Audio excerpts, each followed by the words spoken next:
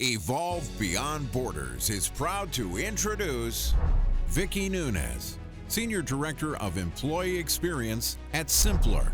Vicky is an HR thought leader focused on improving employee experience. She has over 2 decades of experience in improving employee engagement and collaboration for Fortune 500 and Global 1000 companies.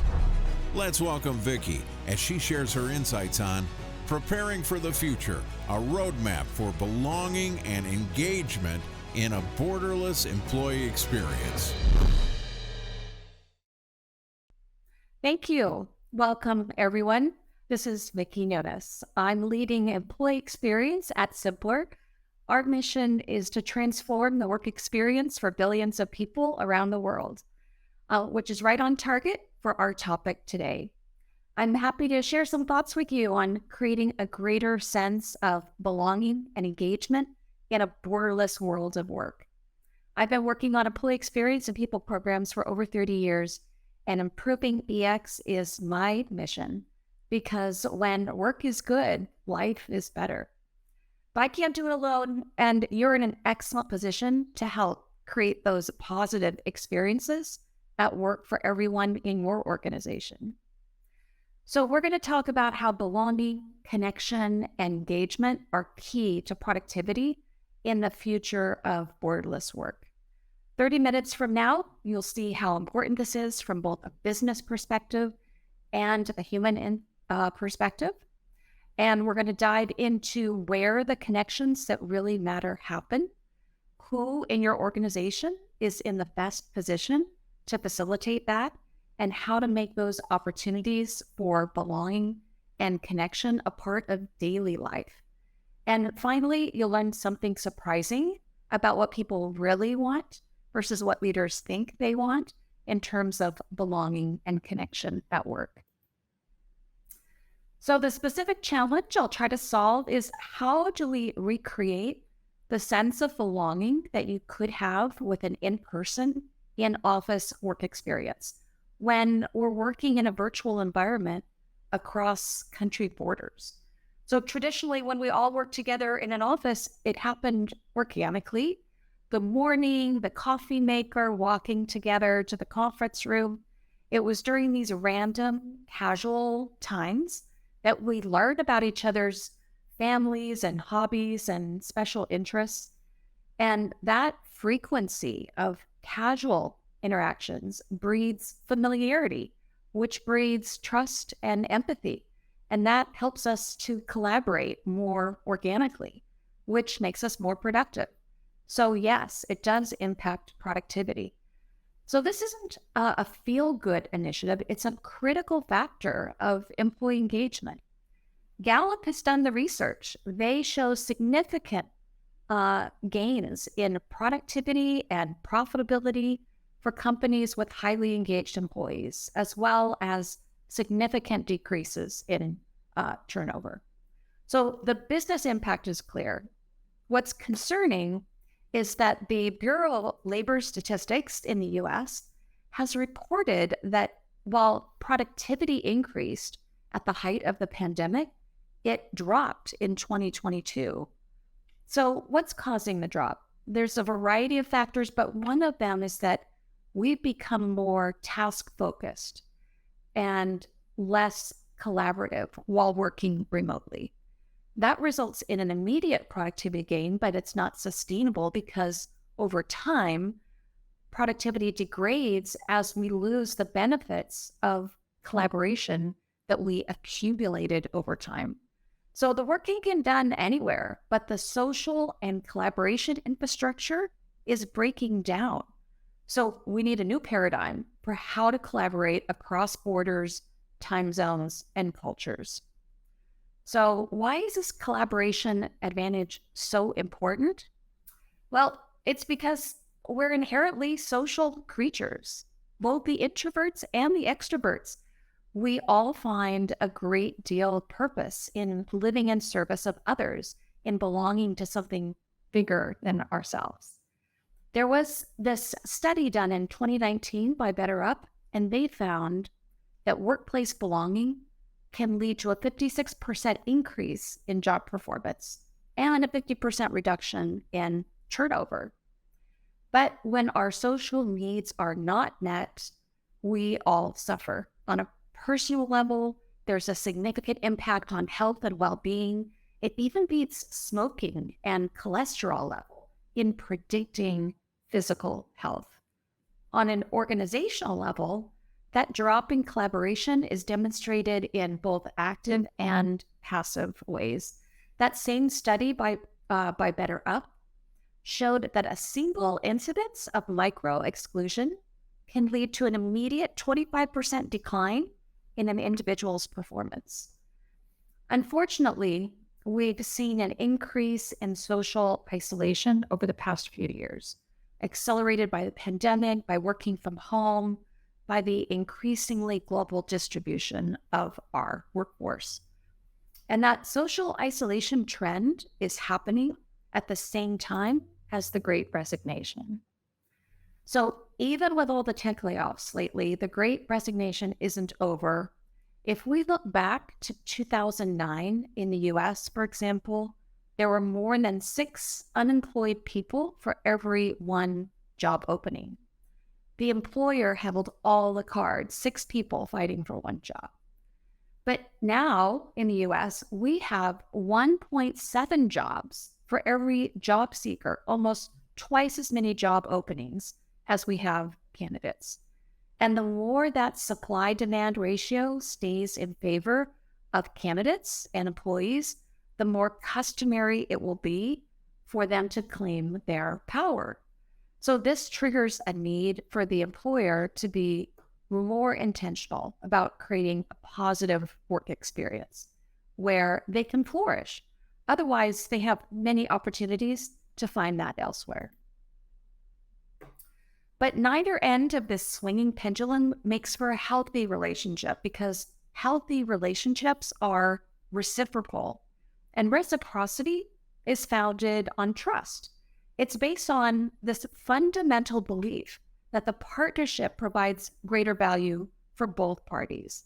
We have to give something away and trust that the synergy of the relationship is more than worthwhile.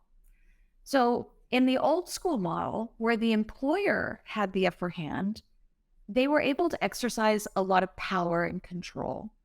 By contrast, a reciprocal relationship is based on giving away power and control, providing transparency, looking out for the other's best interests.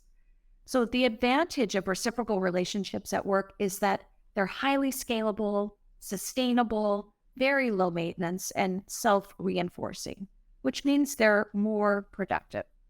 So we're going to share ways that you can give away power and control that will both increase belonging and connection and facilitate a more reciprocal relationship. So just to summarize the issue at hand, the movement towards remote work and a more globally distributed workforce has disrupted our traditional ways of establishing personal relationships at work. Most of our interactions now are limited to our formal scheduled meetings. And I know a lot of us are trying to create virtual social events over Zoom, but that turns into such a large group that it means that we're usually a spectator instead of a participant. So the opportunity here is to leverage the fact that we have become more task-focused, and that results in short-term productivity. But in order for that productivity to be sustainable, we need to address the social isolation that causes.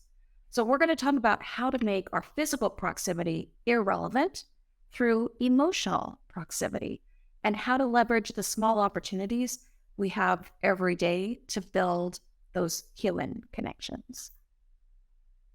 So let's talk about the 3 Ps to belonging and engagement, and we're going to frame it up in terms of the where and the who and the how and why these solutions work.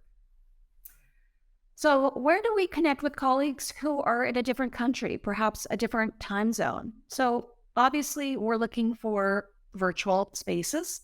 I'm going to call them rooms. So let's look at the difference between formal and informal rooms. What kind of conversation do you imagine happening in this room? How relaxed would you be sitting here? We have many virtual rooms at work where we're very serious, very professional, formal meetings, executive communications, all hands meetings, some parts of our intranet. And while these rooms do contribute to a sense of belonging to something bigger than ourselves, it's not conducive to the more human connections we make in a more informal setting. So let's talk about this room. This is an informal room. And what we need are more virtual, asynchronous places that feel like this. A casual place where informal connections can happen in the flow of work. So take a look at the rooms in your organization, the style of those rooms, your various Slack channels, your internet sites, and compare the feeling of those rooms to one of these pictures. Are most of your rooms more formal and stuffy, like this dining room? Or do you have rooms like the casual breakfast bar or Cheers where people drop in and everyone knows your name and everyone has a voice? So to create connection and belonging in the flow of work, we need to create a place where people can feel the informality, the friendliness, the conversational nature, where anyone can chime in. It's normal to tell jokes, use funny memes. It's okay to use sarcasm, where you feel comfortable to express an opposing view, where there's no formal authority over anyone. This is where people feel connected, where they feel like they're not alone and they have people who support them on a regular basis. So how do we give permission to create these informal rooms? I suggest publishing guidelines to let everyone know, firstly, that they have permission to create them, whether a Slack channel or an intranet site, and then give them examples where they can feel the informality through the tone and the language and the content. So I'd be very clear about which rooms are informal and which ones are not, and then seed participation in those informal rooms so that everyone has social proof that it really is okay. So where I work, we have hundreds of Slack channels. Some are dedicated to work topics and others are dedicated to sort of some social topics, common interests. We have some related to pets, some around healthy food, some around sports, all different types of hobbies. What's interesting is that since the pandemic started, which is also since we've grown our global footprint, we have 5 times more social channels than we had before. So clearly we're trying to fill the gap. One of the ways that I witness a greater sense of belonging and connection in my organization is when people, perhaps people we've never met or worked with before, are reacting to someone else's post. So for example, when others give me a positive reaction to the dog pic I posted in the pets channel, I feel a sense of commonality with those who reacted. But when others give a positive reaction to a very bold suggestion I made on our Slack channel regarding our product roadmap, that's when I feel seen and heard and accepted. So what settings at work give us the greatest emotional fulfillment? What settings give me the sense that I belong, give me joy? Well, all of those things, fulfillment and belonging and joy, these are all emotions. So let's look to how we use emojis at work for some clues. So I know some people think that it's not professional to use emojis at work, but I beg to differ. We're all trying to create a more human-centered work experience, and emojis help us share our human side with just one click. So in a virtual environment, where do we display our feelings and emotions more? Do you think it happens more on the social channels or on the work-focused channels? Well, you can do your own analysis of your emojis on your Slack channels, but here's my analysis. Here is the volume of emojis, the volume of feelings and emotions that were expressed for me on the Slack channels that I belong to at work. So you can see that with ta-da and wink and giving me the thumbs up and even the party blow, I'm getting a lot more of these positive reactions on my work channels than I am on my social channels. So, what can leaders give away in this reciprocal relationship? You can give away the idea that feelings and emotions are unprofessional. Embrace the human experience at work and be grateful for all the positive human emotions that fuel your team's sense of pride and accomplishment and meaning. Okay, so in terms of the where, we need collaboration tools to create informal rooms where we can connect because people need that frequent social connection. So now let's go to who. Who in your organization can help? Would it be you? Would it be the people team, the internal comms team, the leadership team? Who is in the best position to actually move the needle on belonging and connection at work? So, we often hold our people managers responsible for the engagement on their team. And I feel like that puts a lot of pressure on them. We've asked them to provide a more human leadership approach and to look out for a whole new set of human needs, but not every manager is up to the task. So I think the real issue is, how do we do this without taxing our people managers? And how do we do that in an organic, scalable, and sustainable way? And I think the answer is that everyone is responsible. So I don't think it's a reasonable expectation for leaders to have to directly create connection for everyone on their team. They just don't have the bandwidth. But we can create the expectation that they create an environment where those connections can happen organically. And that connection, that environment requires collaboration tools and a new mindset. So for leaders, it's not about managing content. It's not about managing events. It's about empowering everyone to have an informal space to communicate as a human, not just as a worker. So key number one is that everyone should be empowered to create social experiences at work. So traditionally, those social events or social opportunities were created from the top down, but there's been a lot of skepticism recently about forced fun, and it doesn't always work for everyone. Much better to empower your people to plan their own fun with the activities they want in a more organic way so that their participation is authentic. And small group fun is usually more meaningful. So let the small groups, whether it's a team or an ERG or even a collection of people who live close together, let them organize their own fun. So for leaders, what can you give away in this reciprocal relationship? Give away the power to organize their own social events. In addition to empowering everyone to create social experiences, we can also empower everyone to create more human-centric work experiences. So yes, we're on the internet, we're on Slack, we have our other collaboration tools. So to make those tools more human-centric, we need a higher ratio of messages that come from peers compared to those that come from the top down. That doesn't mean we should reduce the amount of executive communications. We should just increase the amount of peer-to-peer communications or messages.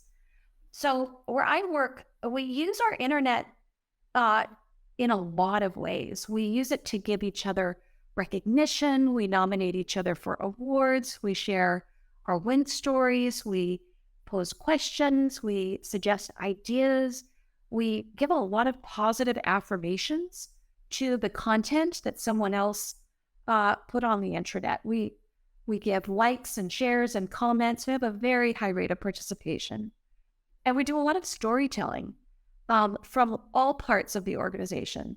It's a great unifier, and the most powerful stories are human stories about individuals' goals and fears and challenges and where they find inspiration. And these stories create more context and meaning and shared purpose to the work we do every day. And they also help to humanize leaders and colleagues that we've never met. So I would encourage everyone to create any kind of small group Slack channel dedicated to any topic, whether it's work-related or social, and use that as a place to congregate virtually for anyone that's interested in that topic.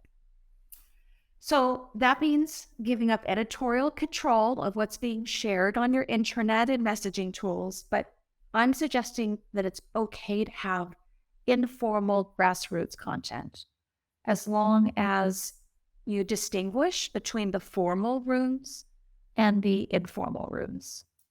But it's okay to share the good and the bad, because we actually connect even more deeply through a challenging journey that we all shared than we do by just sharing successes. So what can leaders give away for this reciprocal relationship? Give away control over messaging, give away control to manage all content, give permission to share those human stories via all of the company's communication and collaboration tools. So we just need to empower everyone to contribute, both on the social level and on a work level. So I want to talk about the how, but before I do, I wanted to share a story from my own experience in managing employee engagement, where I saw that there was this one department that had the highest engagement in the entire organization, and it was heads above any other department. And I was trying to figure out what was going on. So I looked for correlations with different engagement factors, and I found that 100% of the people in that department had rated that they strongly agree that they have fun at work. And that was surprising to me. So I was trying to figure out, what's the secret sauce? What are they doing differently than everybody else? What kind of fun are they having? So I did a focus group with them, and I thought they were going to tell me about some extracurricular activities, some happy hours, or something that kind of pointed to the fact that they were all friends outside of work or something like that.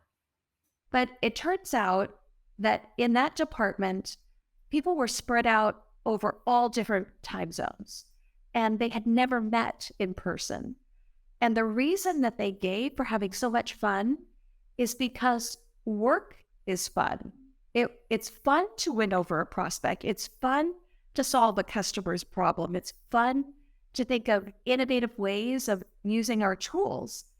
So they post a lot of messages on Slack and on our intranet about their wins and their challenges. And they've got these fun videos that show the recording of a meeting with the client, the moment that that prospect turned into a supporter, videos of the times that they saw their colleagues really hitting it out of the park in doing a demo for a prospect.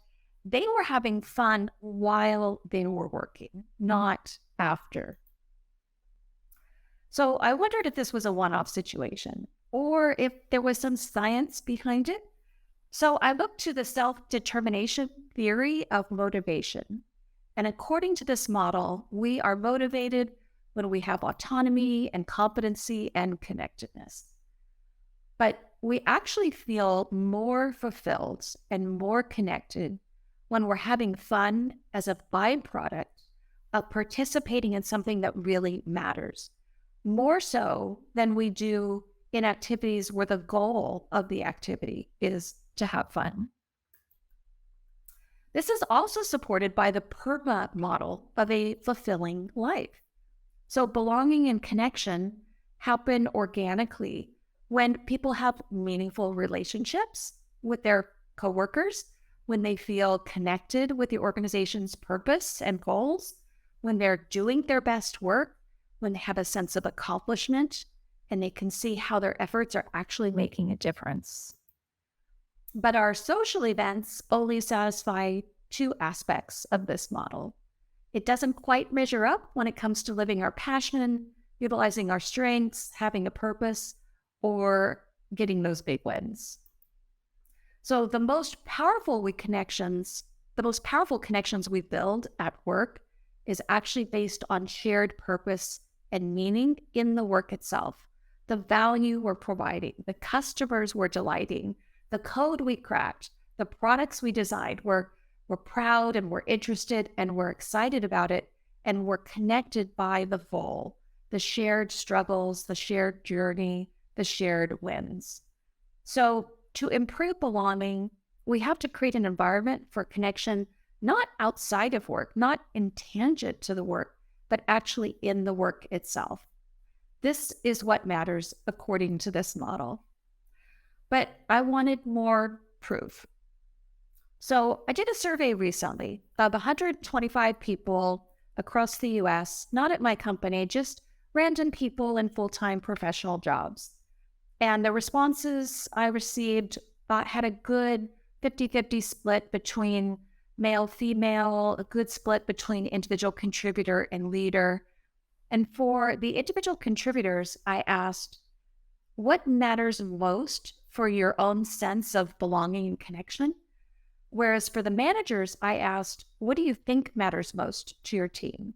And not surprisingly, the managers did not know exactly what their team wanted. The individual contributors primarily wanted recognition and transparent updates, whereas the managers thought they wanted more of the social events. So this chart is sorted by what the individual contributors wanted in terms of belonging and connection. And you can see that more of what they wanted, what rose to the top, was actually in the work itself compared to the social events that were around the work that sank to the bottom of their list of priorities. All right, so let's bring all of this together. So connecting in work means we're giving people a forum to share their informal human experience, to recognize each other, to help each other, to understand each other. And physical proximity is now being replaced by emotional proximity. People need to feel seen and heard, and we can use our existing collaboration tools by reacting and affirming their content or messages, likes and shares and comments, by sharing the human side of our work stories, our wins, our challenges, using video so that we can portray more of that human element, using informal small group Slack channels to share things that we have in common in the work, and expanding the number of people who post on your intranet with stories about their ERGs, about diversity and inclusion, about social issues, cultural awareness, and just the work itself. So those smaller groups, whether it's based on a team or a project or a common interest, that's what facilitates those deeper connections, just by the nature of their size and what they have in common. That's what empowers them to engage in more human, two-way conversation. They can contribute more, they have an immediate feedback loop, and they feel seen and heard and feel a much greater sense of belonging.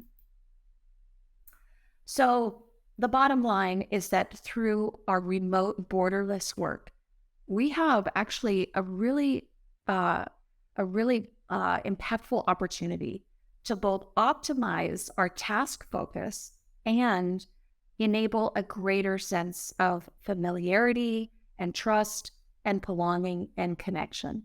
And we can do it in a reciprocal relationship with our workforce, giving away power, giving away control for them to share their human experience via our collaboration tools.